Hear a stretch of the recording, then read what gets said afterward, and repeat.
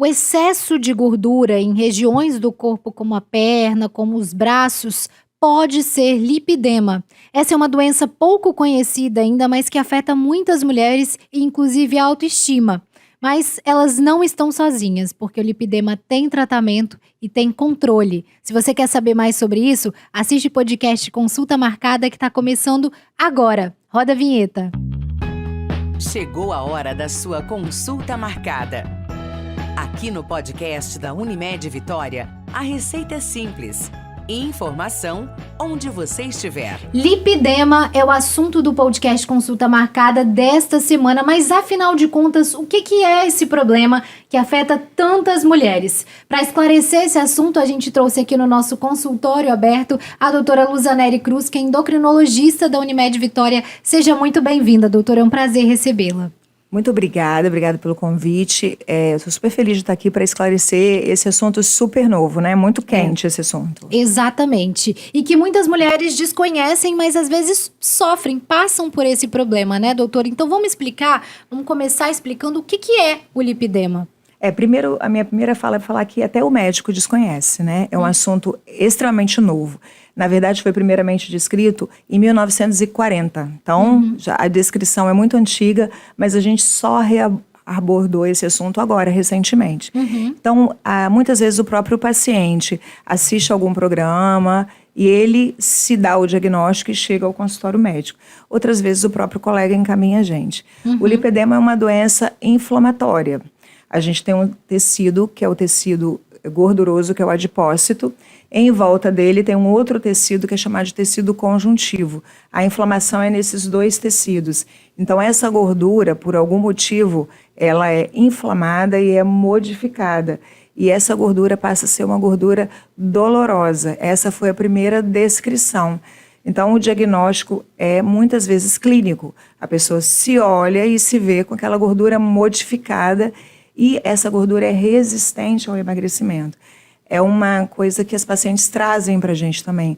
Às vezes elas falam uma coisa interessante, falam assim, eu tenho 2 corpos, a parte de cima, da cintura para cima, emagrece, responde a exercício físico, faz a hipertrofia muscular e da cintura para baixo nada. Então é só nas pernas, doutor, ou não? Então, a distribuição de gordura é uma distribuição interessante, porque ela pode acumular na parte superior do braço, do cotovelo para cima, pode se acumular no quadril, na parte superior da coxa, na parte inferior da perna, poupa mão e braço, e também muitas vezes poupa o tronco. Então são mulheres em geral com um tronco muito fino, cinturinha fina, mas com quadril muito largo.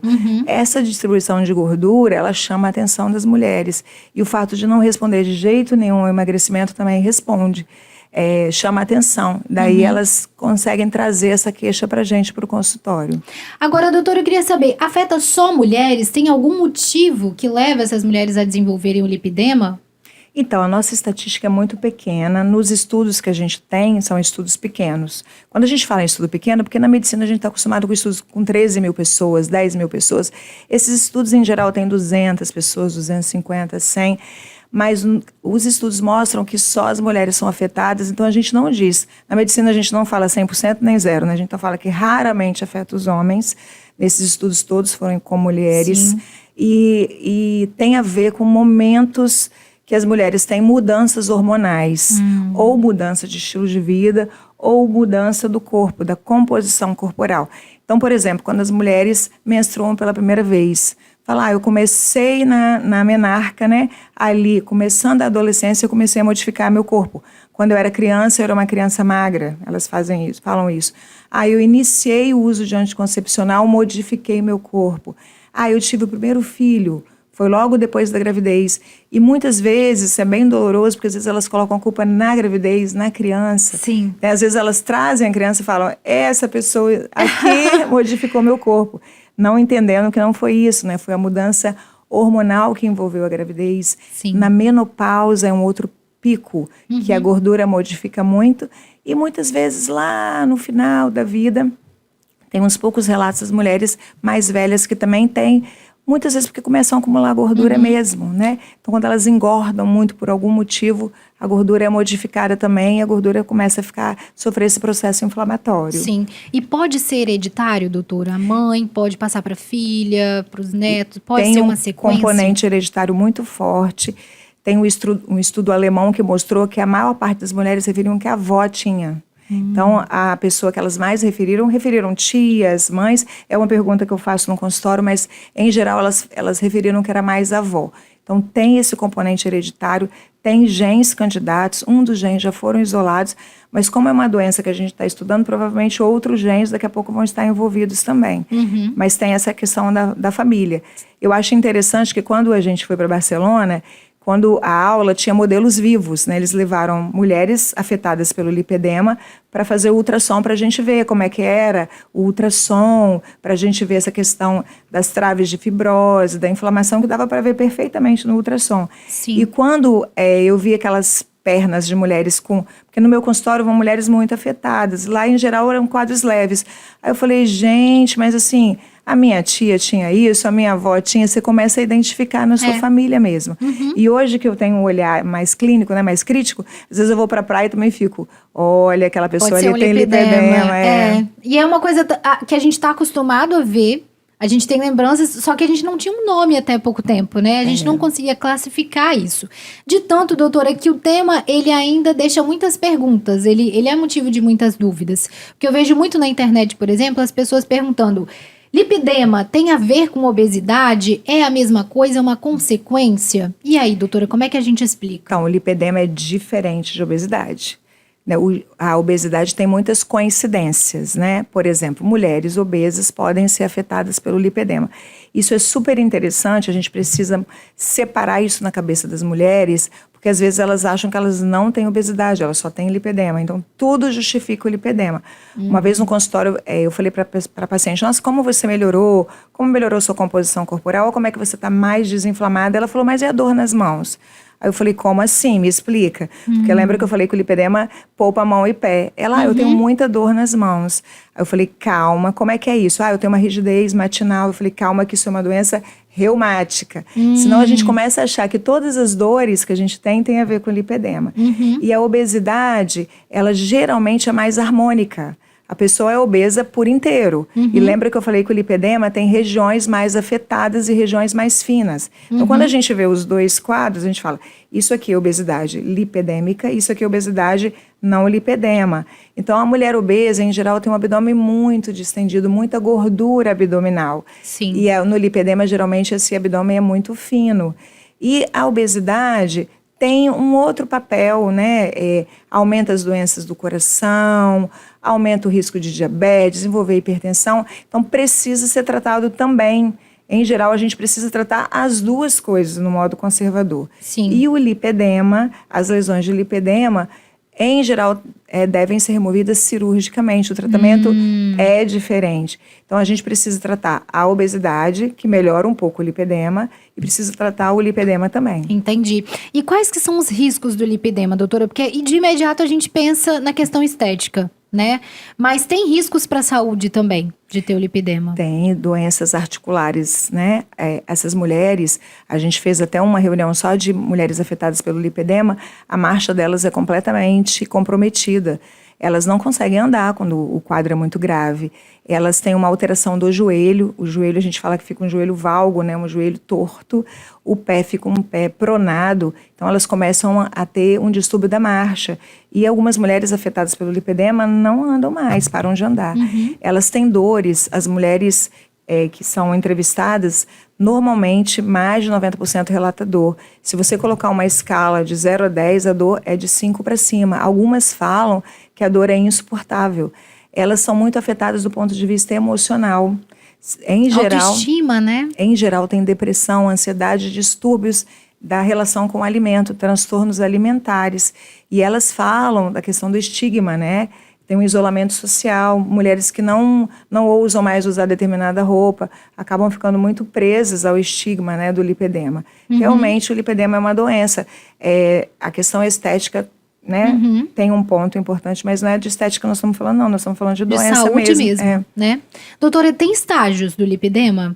Ele começa de um jeito e vai se agravando se não tratar? Sim, a gente tem estágio leve, moderado e grave. Em geral, uma doença crônica e progressiva, então precisa ser tratada, porque senão ela vai progredir. E algumas dividem em 3 estágios, outros grupos dividem até em 4 estágios. Então, realmente, o estágio 4 é um estágio que a pessoa já está com comprometimento social, né, da vida, da saúde, do bem-estar completo. Sim. A classificação, às vezes, envolve só as pernas. Quando a gente vê a classificação de livro, geralmente é classificação por membro inferior. Mas, como eu te falei, também atinge o membro superior, né? Então, essa classificação está sendo toda revista. Entendi.